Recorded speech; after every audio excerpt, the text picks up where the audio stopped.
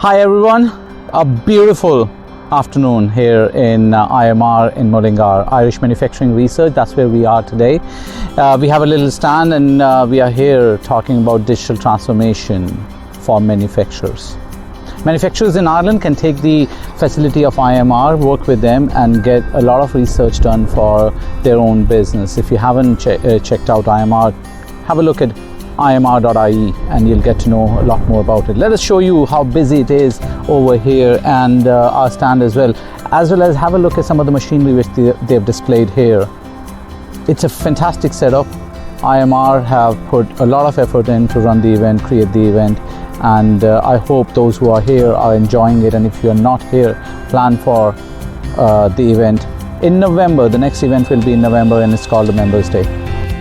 So that's a little busy stand we have over here. Of course, few goodies as well, but you can hear the bell. The next session is about to start, so go and have a look at it. But yes, in the meantime, we'll show you what's happening inside on the bays as well. And there is full manufacturing setup over there.